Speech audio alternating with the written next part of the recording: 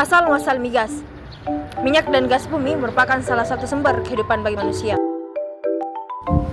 Keduanya masuk dalam energi tak terbarukan, artinya akan habis karena seringnya pemakaian atau tingkat konsumsi manusia. Istilah minyak dan gas bumi ini di negeri ini akrab dengan sebutan migas. Sebagian besar pendapat menyebutkan bahwa migas berasal dari senyawa organik hewan atau tumbuhan yang mengendap selama jutaan tahun. Namun di luar itu, ada beberapa teori lain terkait asal-muasal migas. Yang pertama, teori biogenetik atau organik. Nah, teori ini menyebutkan bahwa minyak bumi dan gas bumi terbentuk dari beraneka jasad organik, seperti hewan dan tumbuhan yang mati dan tertimbun endapan pasir dan lumpur. Kemudian, endapan tersebut menganyutkan senyawa pembentuk minyak bumi dari sungai menuju ke laut dan mengendap di dasar lautan selama jutaan tahun. Akibat pengaruh waktu, temperatur dan tekanan lapisan selama jutaan tahun berubah menyebabkan organisme itu menjadi bintik-bintik minyak ataupun gas. Nah, yang kedua ada teori anorganik. Teori ini berbeda dengan teori pertama. Teori ini menyebutkan bahwa minyak bumi terbentuk dari aktivitas bakteri. Unsur seperti oksigen, belerang, nitrogen, dan zat yang terkubur akibat aktivitas bakteri berubah menjadi minyak yang berisi hidrokarbon. Selanjutnya, minyak bumi juga sering diartikan berasal dari pelapukan sisa-sisa organisme, sehingga disebut bahan bakar fosil. Minyak bumi berasal dari jasad renik, tumbuhan dan hewan yang mati. Sisa-sisa organisme itu mengendap di dalam permukaan bumi, kemudian ditutupi lumpur. Lumpur tersebut lambat lama berubah menjadi batuan sedimen karena pengaruh tekanan di atasnya. Sementara itu, dengan meningkatnya tekanan dan suhu, bakteri anaerobik atau anaerob merupakan sisa-sisa jasad renik itu menjadi minyak dan gas. Proses pembentukan minyak dan gas memakan waktu hampir jutaan tahun. Minyak dan gas yang terbentuk meresap dalam batuan yang berpori seperti air dan batu karang. Minyak dan gas dapat pula bermigrasi dari suatu daerah ke daerah yang lain. Nah, kemudian terkonsentrasi jika terhalang oleh lapisan yang kedap. Meskipun migas terbentuk di dasar lautan, banyak sumber minyak dan gas yang terdapat di daratan akibat pergerakan kulit bumi ini. Proses mendapatkan migas. Untuk mencari migas dan gas bumi, proses pencarian eksplorasi minyak dari perut bumi dilakukan oleh ahli geologis. Cara modern yang digunakan oleh geologis dalam mencari minyak bumi dengan menggunakan pencitraan satelit dan menganalisa permukaan bebatuan. Setelah geologis melakukan serangkaian analisa dan menyatakan bahwa di lokasi tersebut ada minyak, maka tugas selanjutnya diambil alih oleh ahli geofisika. Para ahli geofisika mempelajari sifat-sifat fisik dari lapisan tanah. Berbagai metode digunakan dalam tahapan ini untuk mendukung hasil yang telah didapat oleh ahli geologis. Ada beberapa cara untuk melakukan pencarian minyak bumi, antara lain adalah seismologi.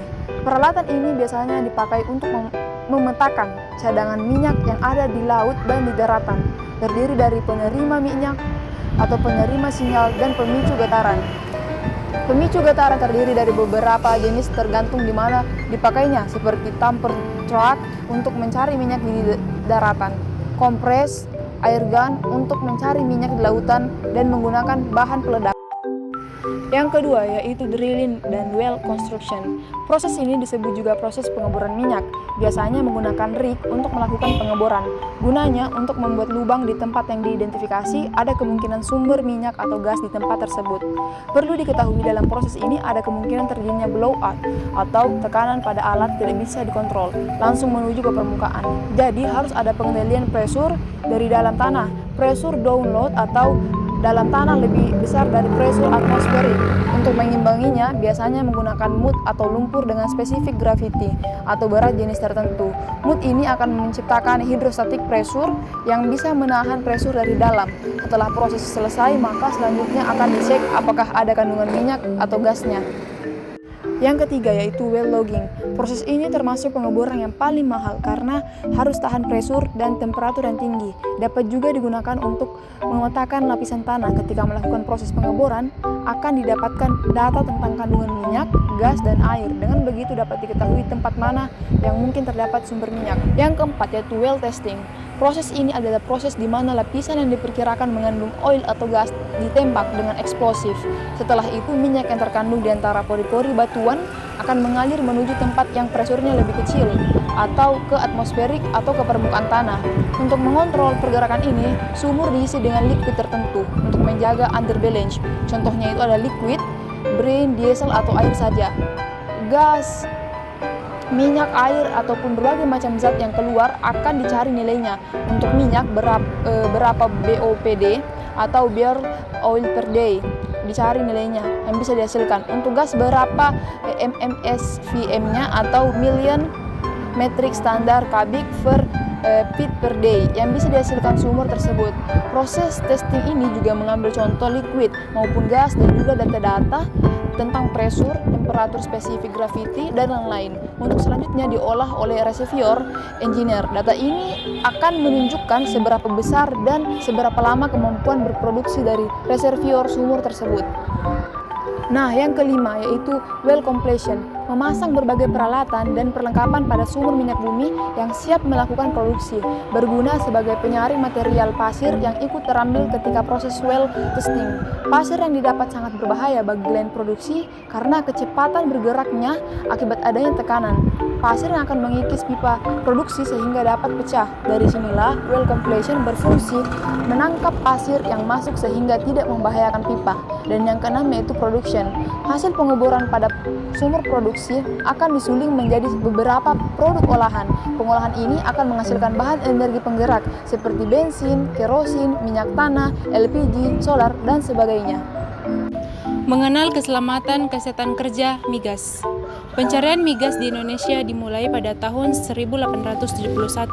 Peraturan pertambangan minyak dan gas bumi pertama kali dikeluarkan pada tahun 1899 yang mengatur hak dan kewajiban pemegang konsesi atau wilayah kuasa pertambangan terhadap pemerintah. Pada tahun 1930, aspek keselamatan kerja termasuk pengawasannya ditangani secara hukum, yakni dengan diundangnya Mirjin Ordinance dan Mirjin Politik Reglement yang mengatur mengenai keselamatan pekerja tambang. Usaha pertambangan migas telah mengalami perombakan dari sistem konsesi pada zaman penjajahan Belanda menjadi sistem perjanjian karya setelah berlakunya Undang-Undang Nomor 44 Tahun 1960 dan kemudian menjadi sistem bagi hasil atau Production Sharing Contract atau biasa disebut PSC yang beroperasi sejak dimulainya kegiatan lepas pantai Indonesia tahun 1966. Sejarah perkembangan usaha pertambangan migas di Indonesia sejak awal menunjukkan bahwa hal-hal yang menyangkut keselamatan dan kesehatan kerja sering dilingkup setelah menjadi masalah utama yang perlu diawasi oleh pemerintah secara ketat. Pemerintah menyadari bahwa usaha pertambangan migas merupakan kegiatan yang memiliki resiko yang cukup besar, sehingga masalah keselamatan operasi perlu mendapat perhatian khusus. Oleh karena itu, untuk mendorong motivasi peningkatan prestasi dalam bidang keselamatan operasi di sektor migas, dikembangkan kebijakan pemberian tanda penghargaan keselamatan migas, sertifikasi tenaga teknik khusus migas, dan sertifikasi instalasi dan peralatan. Berdasarkan Undang-Undang Nomor 44 Tahun 1960 telah diterbitkan seperangkat perundang-undangan yang menjadi dasar hukum untuk mengatur, membina, dan mengawasi masalah keselamatan dan kesehatan kerja pada sektor migas. Antara lain, Peraturan Pemerintah Nomor 17 Tahun 1974 tentang pengawasan pelaksanaan eksplorasi dan eksploitasi di daerah lepas pantai dan Peraturan Pemerintah Nomor 11 Tahun 1979 tentang keselamatan kerja pada pemurnian dan pengolahan minyak, gas, dan bumi. sebagai pelaksanaan Undang-Undang Nomor 1 Tahun 1970 tentang Keselamatan Kerja pada sektor pertambangan, pemerintah telah membuat peraturan melalui Peraturan Pemerintah Nomor 19 Tahun 1973 tentang peraturan dan pengawasan keselamatan kerja di bidang pertambangan. Selanjutnya, pada kegiatan usaha migas, kecelakaan kerja dibagi menjadi 4 klasifikasi. Yang pertama adalah ringan. Kecelakaan yang tidak menimbulkan kehilangan hari kerja atau yang biasa disebut pertolongan pertama atau first aid. Yang kedua adalah sedang. Kecelakaan yang menimbulkan kehilangan hari kerja atau tidak mampu bekerja sementara dan diduga tidak akan menimbulkan kecacatan jasmani atau rohani yang akan mengganggu tugas pekerjaannya. Yang ketiga, berat. Kecelakaan yang menimbulkan kehilangan kerja dan diduga akan menimbulkan cacat jasmani atau rohani yang akan mengganggu tugas dan pekerjaannya. Yang keempat, meninggal atau fatal. Kecelakaan yang menimbulkan kematian segera atau dalam jangka waktu 24 jam setelah terjadinya kecelakaan. Undang-Undang Nomor 22 Tahun 2001 tentang minyak dan gas bumi mengamanatkan kepada badan usaha dan atau bentuk usaha tetap wajib menjamin standar dan mutu dan menerapkan kaidah keteknikan yang baik, keselamatan dan kesehatan kerja serta mengelola lingkungan hidup, mengutamakan pemanfaat tenaga kerja setempat dan produk dan dalam negeri. Keselamatan migas adalah ketentuan tentang standarisasi peralatan, sumber daya manusia, pedoman umum instalasi migas dan prosedur kerja agar instalasi migas dapat beroperasi dengan andal, aman dan akrab lingkungan agar dapat menciptakan kondisi aman dan sehat bagi pekerja, aman bagi masyarakat umum, aman bagi lingkungan, serta aman dan andal bagi instalasi migas sendiri. Keselamatan pekerja adalah suatu perlindungan bagi keamanan dan kesehatan pekerja agar terhindar dari kecelakaan kerja. Agar keselamatan pekerja dapat tercapai, persyaratan yang harus dipenuhi antara lain terdapatnya standarisasi kompetisi, tempat kerja dan lingkungan kerja yang baik, prosedur kerja dan menggunakan alat pelindung diri atau APD bagi yang bekerja di tempat berbahaya. Adapun tujuan inspeksi keselamatan dan kesehatan kerja: 1. Mencegah terjadinya kecelakaan kerja. 2. Mencegah penyakit akibat kerja. 3. Memelihara keamanan lingkungan kerja. 4. Mencegah tindakan tidak aman.